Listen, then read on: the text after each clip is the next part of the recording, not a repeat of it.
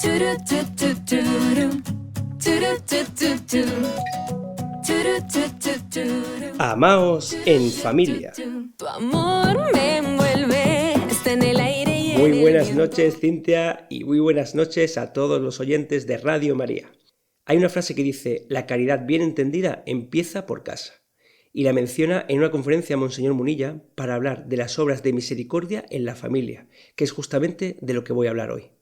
A veces nos puede parecer que practicar las obras de misericordia se refiere a hacerlo con aquellos a los que no conocemos, o que hacerlo en casa es algo menor.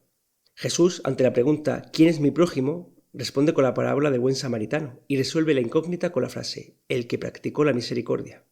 Abrió así el espectro hacia todo ser humano, y siendo esta una ley universal, se lo estaba explicando a un pueblo que llevaba milenios de revelación, donde ya estaba claro que las familias, las tribus, el pueblo entero de Israel eran sus prójimos, sus próximos.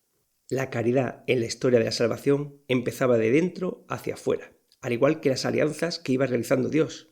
Ha sido tanto el orden lógico como cronológico. En el Evangelio de San Lucas, capítulo 6, versículo 36, nos dice el Señor: sed pues misericordiosos, como también vuestro Padre es misericordioso. La pregunta es: ¿cómo puedo ser misericordioso? Pues la Santa Madre Iglesia nos ha recopilado las obras de misericordia desde las Sagradas Escrituras y las clasifica en espirituales y corporales. Hoy voy a poner ejemplos de algunas obras de misericordia corporales y, sin aislarnos dentro de nuestras familias, sí que debemos ponerla en práctica empezando en casa. La primera obra de misericordia es dar de comer al hambriento y la voy a unir con la segunda, que es dar de beber al sediento. Parece tan obvio que debemos alimentar a nuestros hijos que se nos puede olvidar el gran acto de amor que puede llegar a ser. No solo trabajar para proveer de alimento, sino enseñar a comer, los modales de la mesa, enseñar a nutrirse en vez de dejarse llevar por las apetencias, la templanza en vez de la gula, o enseñar a pescar y no solo a dar peces. Y no solo con los hijos, también proveemos a nuestro cónyuge u otros familiares.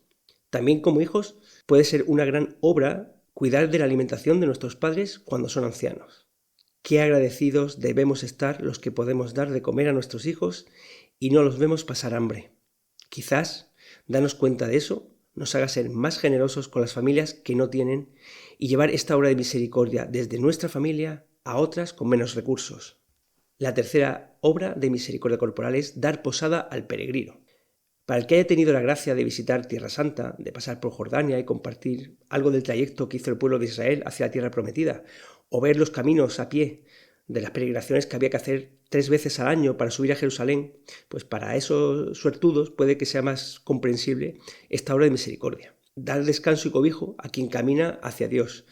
Y aunque puede ser que hoy se haya perdido esa costumbre por la cantidad de medios, pues qué grande es proporcionar a los hijos un cobijo seguro por el camino de la vida hacia Dios y recordarnos que todos somos peregrinos.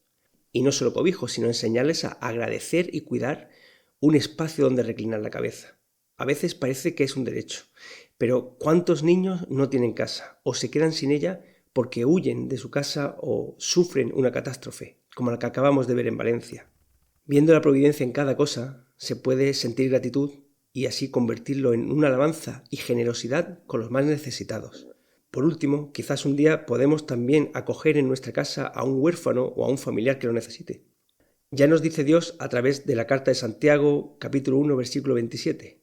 La religión pura e intachable ante Dios Padre es esta: visitar a los huérfanos y a las viudas en su tribulación. La cuarta obra de misericordia es vestir al desnudo. Hace poco escuché a una mujer que decía que prefería ir a la guerra, donde allí estabas con tus amigotes, a tener que quedarse en casa cambiando pañales y limpiando mocos. Sin meterme en la visión que tiene sobre ir a una guerra, sí que me gustaría reivindicar el gran amor y la gran importancia que tiene atender las necesidades básicas de una persona dependiente. Cuanto más débil, más valor tiene. Al nacer nuestro Salvador, lo envolvieron en pañales. Porque si no vistes a un bebé, seguro que muere. Debería ser algo tan valorado cuando se ve en cada vida humana algo sagrado y algo de valor infinito. Además, se puede experimentar una gran alegría al cambiar los pañales. Yo, por ejemplo, haciendo cosas que a priori me podían resultar desagradables, pues se tornaba en algo maravilloso y espléndido porque veía que estaba ayudando a mi bebé y que podía sentir que lo hacía con amor. Así que esa obra de misericordia en casa, de proveerles de ropa, de cambiarles, de enseñarles a cuidar la ropa, a lavarla, enseñarles a vestirse, enseñarles a vestir con modestia, el significado de la elegancia y del decoro, pues son tareas que están ahora mismo muy infravaloradas y sin embargo tienen suma importancia. La quinta obra es visitar al enfermo. Podemos tener familiares o amigos enfermos a los que visitar y atender, pero no debemos menospreciar lo que supone cuidar a un enfermo en casa, a dejar de hacer tus actividades programadas o diarias para consolar, cuidar o entretener a un enfermo. Ayudar en las tareas de casa cuando uno de los padres está enfermo, o bien cuidar a los abuelos en sus achaques. Lo que a ojos del mundo es una carga, una maldición o un motivo de queja, la luz del Evangelio nos muestra una oportunidad maravillosa. Son esos momentos en los que el enfermo se encuentra siendo el más débil y nos podemos volcar para que fluya el amor y lo sienta más que nunca. Qué bonito es tener la oportunidad de parar el mundo para demostrar amor en las mayores necesidades de nuestros seres queridos. Obras son amores y no buenas razones. Y tenemos así la oportunidad de dar eficacia a esa frase que dice en la salud y en la enfermedad. La sexta obra de misericordia es visitar a los presos. Quizás esta obra es la menos común para realizar dentro de la familia, aunque se puede dar el caso. Y es bueno saber que Dios no rechaza a nadie, ama en los peores pecados y nos alienta a hacer lo mismo a nosotros. Pero si no tenemos esa ocasión con presos en la cárcel, posiblemente sí que podemos ayudar a aquellos que están presos de sus propias pasiones, presos de sus apetencias o adicciones, prestándoles comprensión, escucha y una mano donde apoyarse si quieren salir de esas cárceles invisibles que se han construido. Pero sobre todo, podemos educar para que no estemos presos nunca, enseñar a hacer lo correcto, respetar las leyes y evitar caer en adicciones y esclavitudes. Me gustaría señalar que los niños con móviles empiezan ya a tener adicción a la pornografía con menos de 10 años. Y la séptima obra de misericordia corporal es enterrar a los difuntos.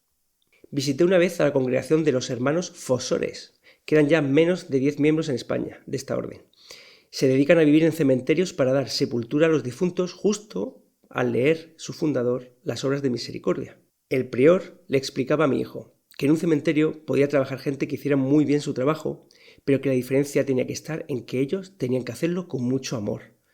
Nos recordó que eso es algo que debe diferenciar a los cristianos, hacer las cosas con amor. Y aunque nosotros no tengamos que enterrar literalmente a un difunto, sí que podemos atender a la burocracia que conlleva una defunción. Procurar dejar los restos en un lugar santo, porque nosotros creemos en la resurrección de la carne y queremos poder recordar y honrar a nuestros difuntos en un lugar sagrado. Es un buen momento para enseñar a nuestros hijos y demás personas la visión cristiana de la muerte, ya que en esta sociedad a veces se quiere ocultar este momento de la vida a los niños y sin embargo se les inunda de muerte en películas y videojuegos. Los cristianos podemos enseñar que este momento tan importante de la vida de cada persona para nosotros nos trae no solo el dolor de la pérdida, sino también la esperanza de las promesas de Cristo para los que permanecen en Él.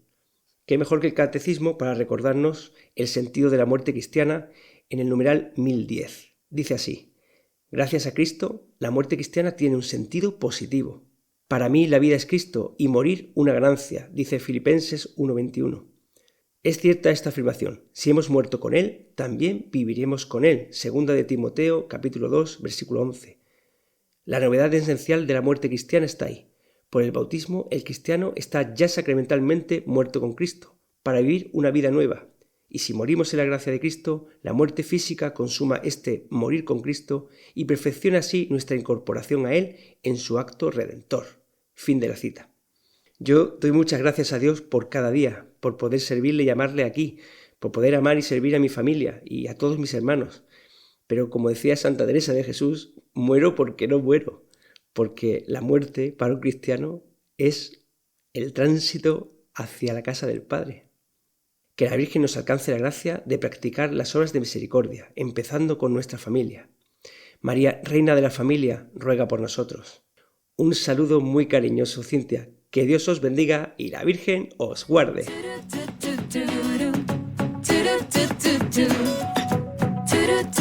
Do